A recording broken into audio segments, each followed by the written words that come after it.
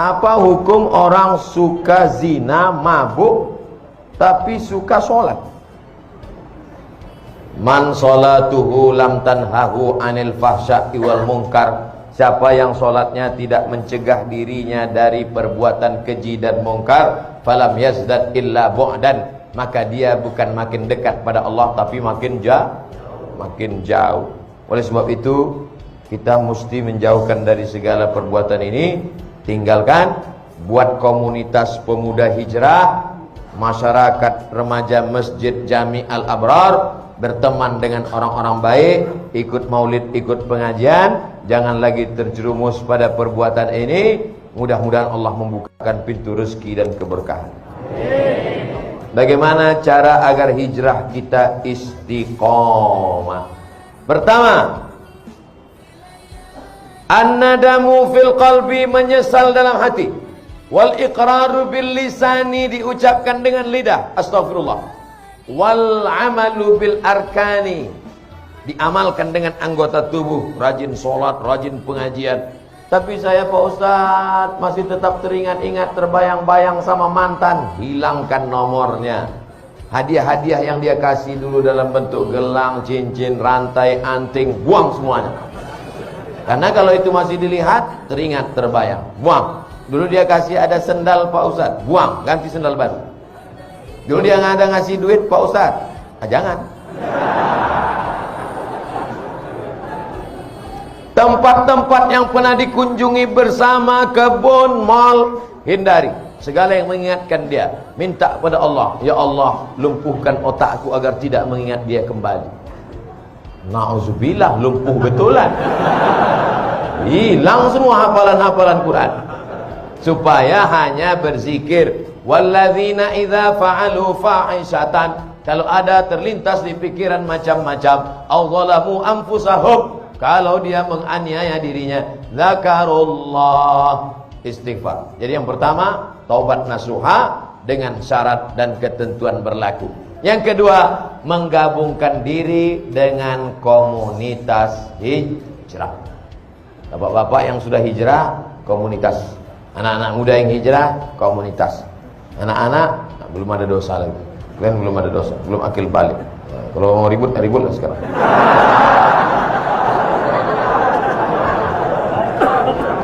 Gabungkan diri, karena ini lemah. Satu pohon kayu di tengah hutan, datang angin kencang, patah. Dengan angin puting beliung, tercabut. Tapi kalau dia di tengah kayu-kayu lain, angin kencang, dia slow. Datang angin kencang, dia slow aja. Kenapa? Yang pinggir-pinggir itu yang kena.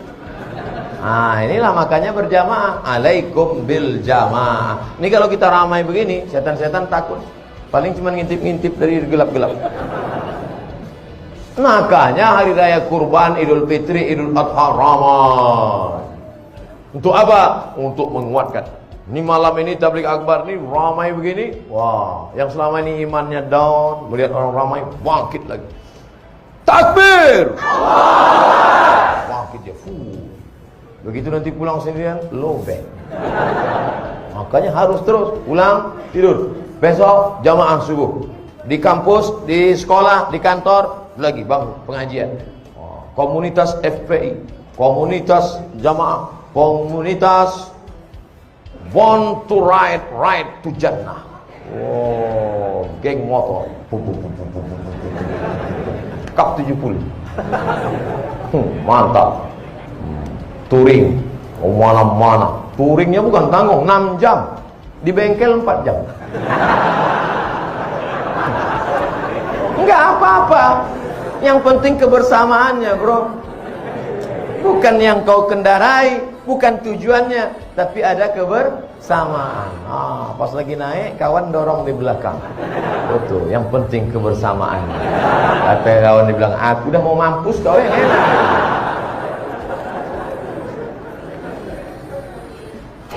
Pertama, menyesal dalam hati, diikrarkan di lidah, diamalkan dengan anggota tubuh, menyesal. Lalu kemudian setelah itu menggabungkan diri dengan komunitas. Yang ketiga, sering-sering ziarah kubur dan melihat orang sakit.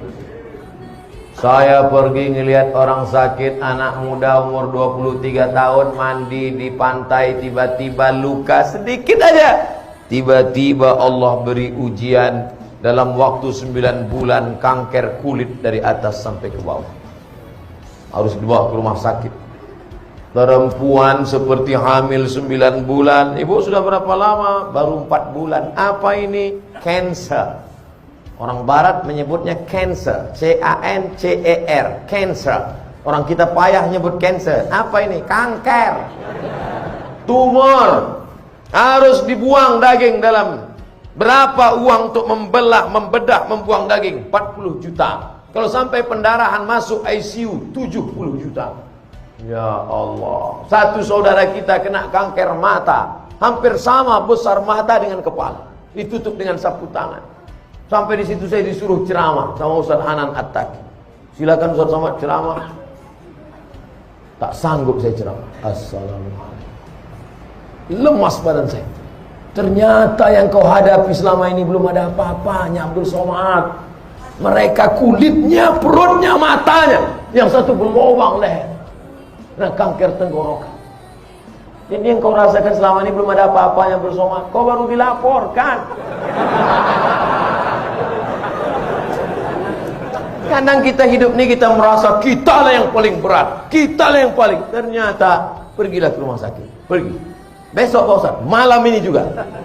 Pulang dari sini, pergi ke rumah sakit. Kalau security-nya nanya, mau kemana Pak? Jenguk. Ada keluarga yang sakit? Gak ada.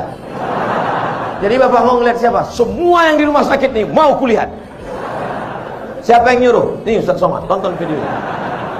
Kalian pun jadi security di rumah sakit ini, ambil juga pelajaran. Ceramahi security itu malam ini. Hai security yang bekerja di rumah sakit, berapa banyak orang sakit yang kalian lihat, kenapa tak pernah mengingatkan kalian kepada kematian? Hai dokter spesialis, kenapa gaji kalian tak kalian sedekahkan? Keluarkan duit, potong, upload, like and share. Saudara yang dimuliakan Allah Subhanahu wa taala, apa yang kita cari hidup yang singkat ini kalau bukan mempertahankan iman istiqomah dan amal soleh. Yang disampaikan Ustaz Abdul Somad malam ini hanya sekutil, hanya seupil, hanya segelintir, 0,1% dari kajian Islam. Makanya besok kalau ada kajian Habib, datang. Ada baca kitab, datang. Ada kajian Ustaz, datang. Jangan pikirkan Habib siapa, Ustaz siapa. Yang penting datang majelis ilmu. Datang, duduk, dengar, diam. Ngantuknya pun ibadah. Kalau ada kawan di sebelah, ente datang kok tidur. Tidur ini pun ibadah.